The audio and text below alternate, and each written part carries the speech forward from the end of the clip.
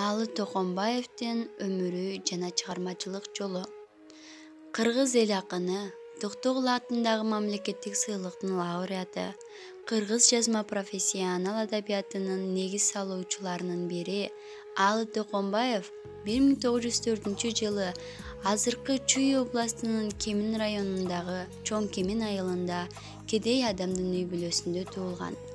Аалынын энеси уул бала кыргыздын элдик ооз-эки чыгармаларын, айрыкча жомокту, кошок армандарды өтө жакшы билген жана айта да билген сөзмөр адам болгон. Аалынын алгачкы адабий шыктыгынын ойгонушуна энесинин айтып берген нечен түркүн сюжеттеги жомоктору таасирин тийгизбей койгон эмес. Жазуучу өзүнүн автобиографиялык фрагментинде энеси жөнүндө мындай эскергени бар. Кычыраган кыштын узун, суук түндөрүндө балдардын ортосуна олтуруп алып, жай паракат гана ушул сыяктуу эчен түркүн кошок, эчен түркүн укмуш жомокторду айтуучу. Табышмак, жаңылмаштарды, кыз оюндарда ырдала турган элдик ырларды да өзү чыгарып айтаар эле. 1916-жылы үркүндө Аалы да үй бүлөсү менен Кытай жерине качып барган. Ал жакта азган тозгон элдин көбү ачкачылыктан улам келте оорусуна кабылып, ошол келте оорусунан Аалы да 5 бир тууганын жоготкон. Андан кийин Кытайдан келе жатканда жолдон Аалы атасы Токонбайды да жоготуп алды. Андан кийин энеси уул баладан да ажырады. Ошентип Аалы Токонбаев тумулу жетим калат. Болочок жазуучу көрүнгөндүн эшигин кагып, кайыр сурап күн көрөт. 1922-жылы Ташкенттеги советтик партиялык мектепке кабыл алынат. 1923-1927 жылдары Ленин атындагы Орто Азиялык коммунистик университетте окуйт. Аалы Токонбаев өмүрлүк жубайы Зейнеп Сатабаева менен 1926-жылы Ташкент шаарында Орто Азия коммунистик университетинде окуп жүрүшкөндө баш кошушкан. Алар 4 балалуу болгон.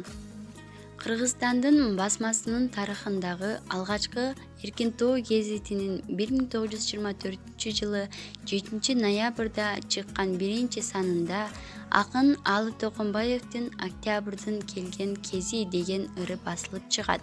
Аалы Токонбаев өзүнүн алгачкы чыгармаларынан тартып эле Чалкар, Балка деген кайманаттарды колдонгон.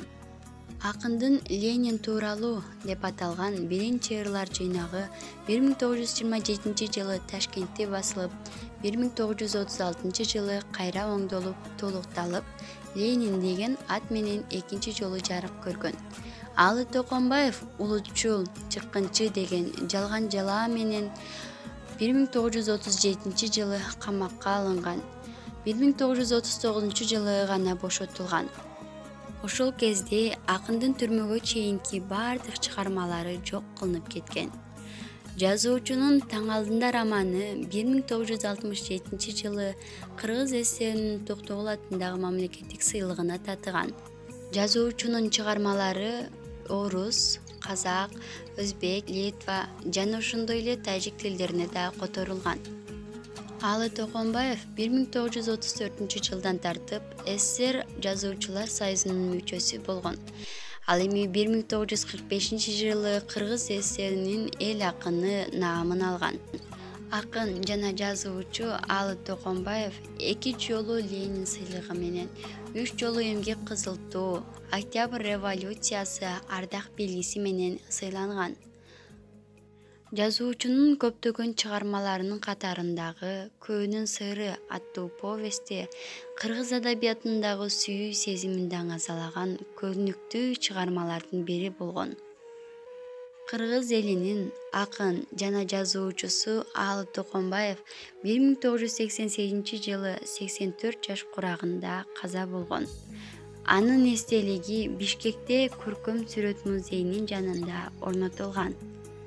Өмүр бизден өтүп кетсе, эл эмгектен эскерсин. Аалы Токонбаев.